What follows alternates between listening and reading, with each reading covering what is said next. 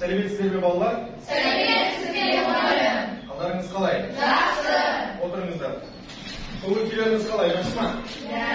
Бүгінгі сабаққа дайынбыз ба? Иә. Жақсы, олай болса сабақты бастаймыз. Иә? Бізде жалпы соңғы уақытта қазақ қайда өтіп жүрміз? Ғабит Мүсірепов, қазақ солдаты, иә? Бұл өте үлкен роман. Роман не туралы? Қане сабақтың кіріспесі ой түртімен бастайық. Кім жауап береді? Роман не туралы? Біз оқыдық қой, таныстық қой романмен. Роман бізде Екінші дүниежүзілік соғыс, иә, ұлы отан соғысын суреттейтін роман, иә. Оның басты кейіпкері кім? Қайрошын, жарайсыздар, білеміз, иә. Жақсы. Олай болса, бүгінгі сабақта дәл сол біздің батыр бабамызға арналады, иә. Бүгінгі сабақты бастамастан бұрын видео материал көріп алайық. Назар аударыңыз.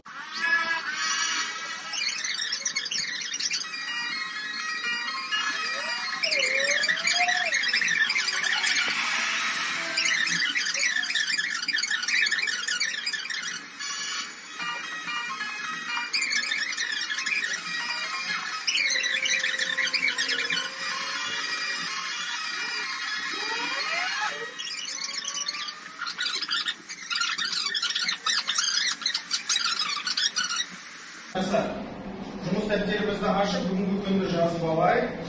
Мамырдың 19-ы сынып жұмысы Батырдың балалық шағы. 132-ші бет оқулықтары.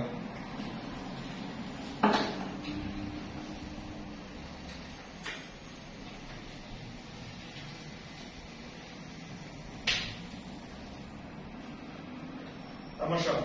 Жақсы, жазып болсақ, енді сабағымыздың мақсатына назар аударайықшы балалар.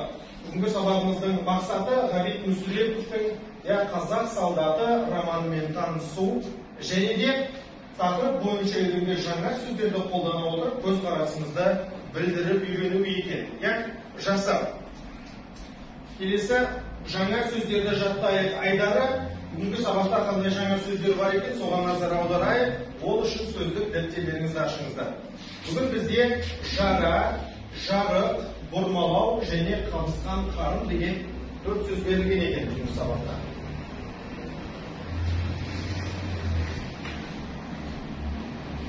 Сонымен жара дегеніміз не екен? Энсар, айта қойшы қане. Что это жара? Дауыс шығарамыз. Жарық деген сөзді орысша қалай айтады екенбіз? Нұрбек, айта қой. Жақсы. Бұрмалау дегеніміз Дамир? Қабысқан қарын, Тая? Жақсы. Жазып алған болсақ, жаңа сөздерді жаттап жүреміз, күнделікті қолдануға кеңес беремін. Ендігі кезекті сұрақ-жауап айдарына берейік балалар. Сұрақ-жауап айдары бірінші тапсырма, сұрақтарға жауап жазамыз. Көре ма? Демек, бұл жерде шағын диалог құрамыз деген сөз. Хорошо? Жазбаша жұмыс сәттілік. Жақсы, бірінші тапсырма, жазбаша жұмысты аяқтап болса, қане кім қандай диалог құрастырды? Кім дайын? Кім жауап береді? Жақсы оқушылардың барлығы дайын. Бірінші қатардан бастайық. Бірінші қатардан бізге Жібек пен Энсар оқып берсінші, сұрақ ойыңыздар. Бізде сұрақты кім оқиды? Энсар оқиды ма, Энсар?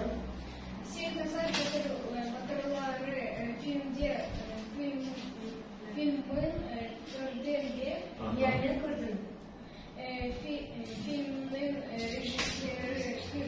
Ben adını unutып kaldım. Filmin başka kelimeleri geri kaldı. Film sana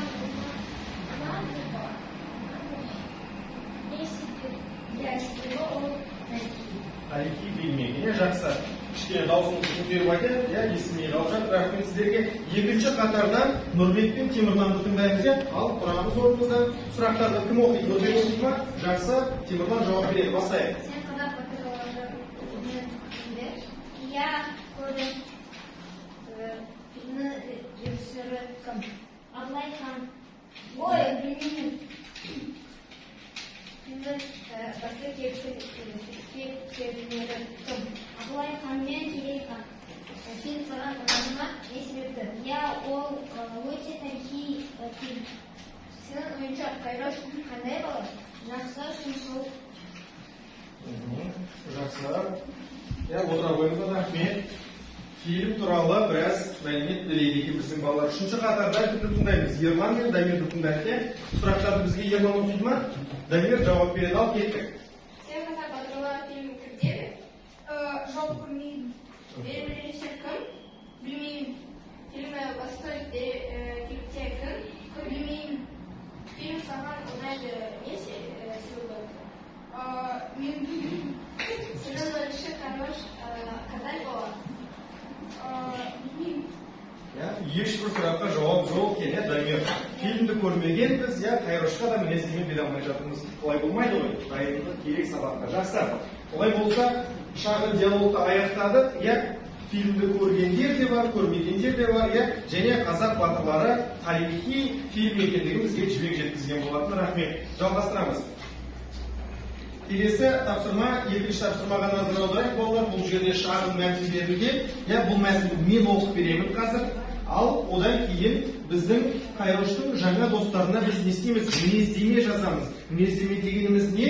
Это у нас характеристика, Жақсы. Жақсы, олай болса бастайық. Атың кім деді? Қайырғали, өзіңнің атың кім? Шеген, мынаның аты Бораш. Мұны Боря дейтін боласың. Менің атым мұнша бұрмалауға келмейді. Шеген аға дерсің. Мен екеуіңнен де үлкенмін. Әкем байғұс баласын еркелете алмайтын білген ғой, сорлы. Шеген дей салыпты. Шеген менің атымды Қайырғали, Қайрош деп орысша, қазақша оңды солды бұрмалап көрді де, атың ат емес екен. Сенде жеке батырға түк лайығы жоқ. Бүгіннен бастап Костя боласың деді. Бұл бізде Ғабит Мүсіреповтің қазақ солдаты романынан үзінді. Осы қысқаша ғана үзіндіден біз қайроштың жаңа достары кімдер болады? Шеген мен Бораш, Боря деп атаймыз ғой. Міне осы екі кісіге не істейміз? Мінездеме жазып шығамыз. Сіздерде міне диаграмма көрсетілген, жазбаша жұмыс сәттілік. Жақсы, олай болса, қайроштың жаңа достары Бораш пенен Шегенге кім қандай мінездеме жазды екен? Кімді тыңдаймыз? Бәріміз дайынбыз, тамаша, жақсы көрсеткіш. Үшінші қатардан бастайық. Томирис бастасын, Томирис, Бораш және Шегенге қандай мінездеме бердіңіз? Борашты Боря атады. Ол ақылды және күшті. Шеген көңілді, жақсы, тұйық жігіт деген мәтіннен түсінген ойын тамаша жеткізді. Томириске рахмет. Екінші қатардан бізге Нұрбекті тыңдайықшы. Қане, Нұрбек? Бораш ақылды, жақсы, бірінші мықты бала. Шеген батыр, әдемі, көңілді, қарапайым жігіт екен, жақсы жарайсың. Енді бірінші қатардан Айбекті тыңдайық. Айбек, не айтасың? Қандай мінездеме бересің? Бірінші бала Боря деп атайды, жақсы, ақылды бала. Шеген қарапайым бала, жақсы бала, ақылды, тұйық жігіт. Жақсы. Демек, бізге берілген қысқа мәтіннен біздің қайроштың жаңа достары Бораш пенен Шегенге қысқаша мінездеме жаза алдық. Жақсы, жарайсыздар. Келесі тапсырмаға көшеміз. Келесі бізде мәтінмен жұмыс. Үшінші тапсырма мәтінде дәл осы қазақ солдаты романынан үзінді берілген. Мәтінді кезектесіп оқимыз.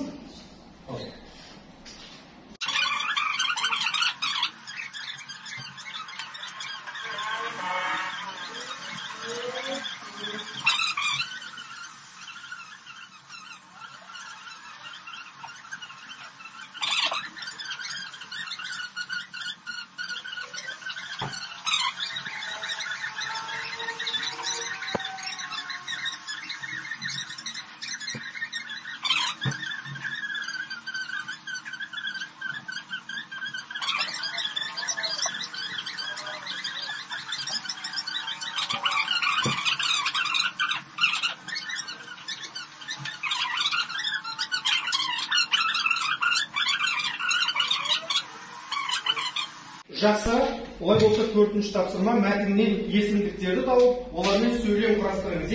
Оқыған мәтіннен қандай есімдіктер таптық және қандай сөйлем құрастырдық? Бірінші қатардан Эвелинаны тыңдағым келіп тұр. Қане? Менің және мынауым, Ал енді қандай мысал келтіресіз? Шеге менің алдымдағы толып жатқан жара мен жарықтығым көріп басын шайқады да. Және ойы мынауын болмайды деді. Я жақсы, мәтіннен мысал келтіріп отыр Евелинаға. Рахмет. Енді екінші қатардан Темірланды тыңдайықшы. Темірлан қандай есімді таптың? Сен және бұл. Сен және бұл. Қандай сөйлем құрастырдың? Сен кеше мектепке бардың ба? Бұл ағай біздің көшеде тұра ма? Я сұраулы сөйлемдер құрастырған екен. Жақсы. Үшінші қатардан Томиристі тыңдағым келіп тұр. Томирис. Мен таптым біреу және ол. Алыстан біреудің келе жатқанын байқадым. Ол озат оқушы, оның аты Темірлан. Жақсы, өзінің сыныптасың Темірланды бір дәрежесін көтеріп тастады. Рахмет. Демек есімдіктер тақырыбын дұрыс меңгергеніміз байқалып тұр балалар, барлығыңыз жарайсыздар. Жақсы балалар, олай болса уақытымызда бірер жерге таяп қалды. Сабағымызды аяқтаймыз. Үй жұмысын жазып алыңыздар. Үй жұмысы нөмірі 5-ші тапсырма. Бұл жерде қазақ солдаты романынан үзінді оқып, Қайрош туралы қосымша мәліметтер жинаймыз. Және Қайрош кім? Ол қандай бала деген сұрақтарға нақты жауап жазамыз. Бізде мынадай талаптар бар. Көлемі 4-5 сөйлем, есімдіктерді пайдалану керек, және сонымен қатар міндетті түрде жаңа сөздерді қолдану керек екен. Жақсы.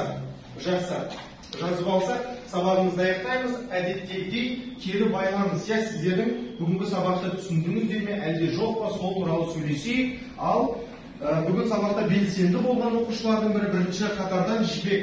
Тұра қойшы, Жібек. Сабақ ұнады ма саған?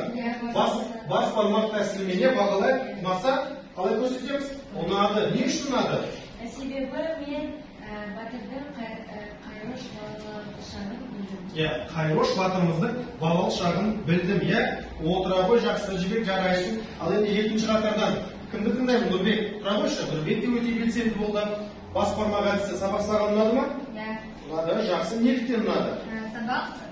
Бүгін сабақ қызықты болды. Қызықты болды, Нұрбектің көңілінен шықты. Жақсы, отыра қой. Үшінші қатардан Даниярды тыңдайық. Данияр, сабақ ұнады ма? Қалай көрсетеміз? Бас бармақ. Жақсы. Неліктен ұнады сабақ? Себебі сабақ өте жақсы болды. Өте жақсы болды, ойдағыдай өтті. Жақсы балалар, олай болса, сабағымызды аяқтаймыз. Қайда орнымыздан тұрайық. Жақсы. Бүгінгі сабақ ойдағыдай өтті. Сабақтағы белсенділіктеріңізге барлығыңызға көп рахмет. Ауырмаңыздар, аман болыңыздар, сау болыңыздар оқушылар. Сау болыңыздар.